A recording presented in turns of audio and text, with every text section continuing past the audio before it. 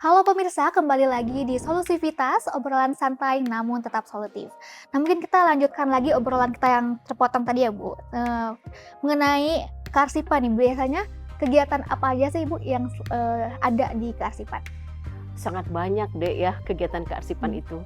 Yang pertama tentunya kita tidak terlepas dari tugas pokok, fungsi, dan kewenangan dari arsiparis gitu ya. Yang pertama tentunya harus melakukan pembinaan gitu ya. Pembinaan ini perlu dilakukan untuk apa? Untuk membangun awareness atau kesadaran agar semua orang yang ada di lingkungan Universitas Pajajaran ini nih sadar dan peduli arsip gitu mmm, ya. Karena arsip ini harus dikelola betul-betul dari sejak awal tercipta gitu ya. Kalau arsip sudah menggunung, semua orang rasanya enggan ya Bu Yuli ya, iya, iya, mengelolanya, mendatanya dan lain sebagainya gitu akan pekerjaan PR yang besar gitu ya. Sementara kalau arsip tercipta dari awal itu akan sangat rapi, terdata, kemudian proses daur hidupnya juga akan jauh lebih mudah, Dek. Yang pertama tentunya kita kan daur hidupnya itu ketika aktif kan tersimpan misalnya di unit kerja ya. Jadi otomatis di unit kerja itu kan setiap orang akan mendata gitu ya. Kemudian ketika ini aktif akan diserahkan tuh arsipnya ke unit kearsipan gitu ya. Nah ketika diserahkan ini terdata dengan baik, nggak perlu geli repot-repot orang dadakan membuat data dan sebagainya kemudian. Nah ketika sampai di kami akan disimpan tuh berapa lama tuh arsip itu gitu ya. Nah disinilah di unit kearsipan ini kami akan melakukan yang namanya penilaian arsip ya. Apakah arsip ini mempunyai nilai guna kesejarahan atau tidak gitu ya. Nah, ketika arsip ini mempunyai nilai kesejarahan, tentunya harus diserahkan kepada Universitas Pajajaran yang menjadi lembaga kearsipan, gitu ya. iya, Nah, ketika arsip ini tidak mempunyai nilai kesejarahan, artinya harus dimusnahkan. Memusnahkannya bagaimana? Apakah dengan begitu saja? Tidak. Ada prosedur ya Bu Yuli ya. Ada aturan yang pemusnahan itu tahapannya harus dilakukan. Pertama harus mendapatkan persetujuan dari unit pencetak arsipnya. Yang kedua tadi harus dilakukan penilaian. Yang ketiga harus mendapatkan persetujuan dari LKPT. Turun pemusnahan izin misalnya ya. Kalau apalagi kalau belum punya JRA itu harus sampai kepada ANRI gitu ya. oh iya, Kita Unpad sudah punya JRA, alhamdulillah. Jadi kita bisa mengacu ke sana begitu. Kemudian apabila ternyata dia musnah, prosedurnya seperti apa itu kan semua harus ditempuh. Penyerahan pun semuanya harus dilakukan verifikasi sama terdaftar. Kenapa ini misalnya harus diserahkan?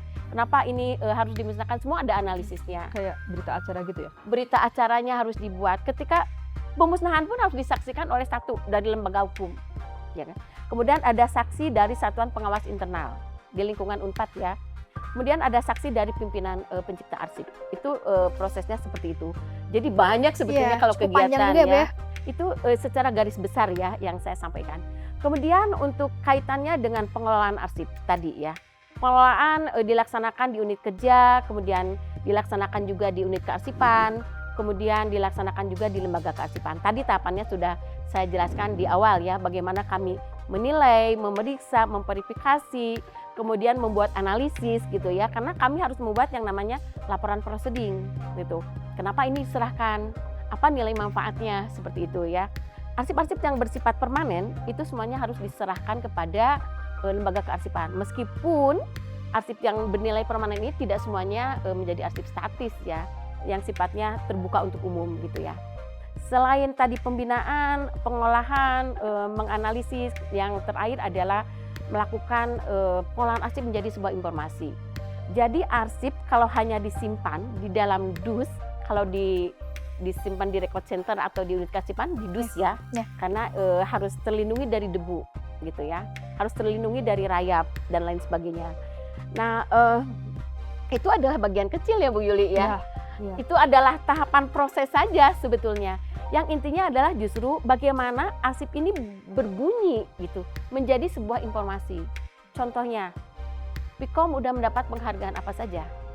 Boleh, data ada, bla bla bla bla. Tapi tidak ada bukti dukung. Bagaimana? Iya, kurang ya, kurang Orang kuat ya. kurang kuat gitu ya. Ya. Kemudian ketika misalnya pimpinan memerlukan data dukung untuk pembuatan keputusan, dasarnya tentunya dari arsip. Salah satu contohnya untuk Disnatalis kemarin, tolong minta data siapa saja yang sudah membuat orasi ilmiah atau melakukan orasi ilmiah. Kita kan data, oh ini yang sudah, ini yang sudah, ini yang sudah, ini yang belum. Itu bagian dari kegiatan kearsipan untuk pengolahan menjadi sebuah informasi. Dan yang terakhir tentunya layanan sama. Nah, Layanannya terhadap siapa? Terhadap sivitas akademika tentunya ya, dosen, tenaga kependidikan, maupun mahasiswa, maupun alumni bahkan ya. Jadi alumni contohnya ada yang kehilangan ijazah, gitu ya. Itu larinya kemana? Ke kami. Untungnya ijazah dari tahun 61 sampai tahun 2000 ya Bu Yuli ya, kita sudah kelola. Ada mahasiswa yang datang, Ibu saya perlu data ijazah saya kebakaran. Alhamdulillahnya sudah dikelola dalam waktu 3 menit, kita bisa dikasihkan kopinya seperti itu deh. Jadi dosen juga memerlukan SK-SK misalnya untuk kenaikan pangkat gitu ya. Nah itu tuh juga termasuk salah satu layanan yang kita yang kita coba layankan. Hanya tentunya saat ini memang kami belum optimal ya, belum maksimal karena kearsipan di Pikom ini baru deh. Baru ada itu saya sendiri punya record center, pindah ke record itu akhir 2017 ya Bu Yuli, awal 2018. Pandemi menyerang berapa tahun? 3 tahun. Arsip yang dikelola ini dari gudang ke gudang, berapa gudang. Aduh sudah pening tapi ya inilah tanggung jawab kita gitu ya. Bentuk keseriusan kita bahwa ini harus diselamatkan. Jangan-jangan dari tumpukan arsip itu tersimpan arsip yang mempunyai nilai yang sangat berharga. Saya pernah menemukan, tidak akan disebutkan namanya ya, arsip asli ijazah SD, SMP, SMA sampai perguruan tinggi asli. Dan sudah saya serahkan kepada yang berhak. Seperti itu ya. Nah makanya apalagi sekarang arsip pendirian Pikom di mana? Arsip pendirian prodi dan lain sebagainya itu harus tersimpan dengan baik. Jangan sampai kita tahu Pikom ada, kita tahu D4 ada, kita tahu D3 ada. Didirikannya tahun berapa? Mana buktinya? Ditutup tahun berapa? Mana buktinya? Nah ini arsip yang bicara seperti itu. Itu ya Dek ya. Banyak kegiatan yang perlu dilakukan, banyak sekali. PR besar sesungguhnya sehingga saya kira untuk kearsipan ini betul-betul perlu dukungan dari semua unsur yang ada ya, dari unsur pimpinan. Untuk apa? Untuk pengadaan sarana prasarananya, untuk pembinaan SDM-nya dan lain sebagainya gitu. Dari teman-teman dukungannya untuk apa? Untuk mau melaksanakan pengelolaan arsip di unit kerjanya. Karena kalau diandalkan kepada arsiparis, ini tugas arsiparis berat terus terang. Tugas arsiparis kalau harus mengelola arsip sefakultas ya Bu Yuli ya. Seunit kerja aja atau satu bidang aja yang dilaksanakan oleh masing-masing, itu kan perlu effort lebih ya. Jangka berapa tahun gitu ya. Apalagi ini puluhan tahun masalah, tapi itulah tanggung jawab yang harus kita emban ya Bu Yuli ya. Betul. Saya kira ya harus ikhlas lah melaksanakan itu semua. Oke. Mungkin sekarang saya mau lanjut tanya ke Bu Yuli nih Ya. terkait layanan di perpustakaan. Kira-kira selain ada sirkulasi nih layanan pinjam dan mengembalikan buku, kira-kira ada layanan apa aja sih Bu selain itu? Ya, kalau tadi kita dengar Bu Awat menjelaskan layanan kegiatan kearsipan itu lebih banyak berkecimpung di dokumen kantor, Ya, lembaga ya. Betul. Nah kalau perpustakaan lebih banyaknya berkecimpung di koleksi untuk membantu pendidikan, penelitian gitu ya, terutama perguruan tinggi lah ya. Nah, kalau secara umum kegiatan perpustakaan itu dari mulai mengumpulkan, mencari koleksi ya, informasi dalam bentuk apapun, kemudian memprosesnya. Jadi ketika buku datang itu nggak langsung meja yang dirak istilahnya gitu ya Bu Awat ya. Betul. Tapi ada tahapan yang ada beberapa orang bilang itu rigid banget gitu ya. Klasifikasi dan sebagainya itu bertahap beberapa langkah, kemudian setelah itu baru dilayankan di rak. Nah setelah itu dilayankan di rak juga nggak berhenti, kita harus memeliharanya juga gitu ya. Kalau ada yang rusak, ada yang misalnya sudah sampai rusak banget gitu ya, kita alih mediakan dan sebagainya. Itu dari sisi koleksinya. Nah kita juga bertanggung jawab untuk mengedukasi usernya siapa kok di kampus, dari mulai dosen, peneliti, mahasiswa, termasuk juga staf pendidikan juga, Betul. level jajaran pimpinan juga gitu.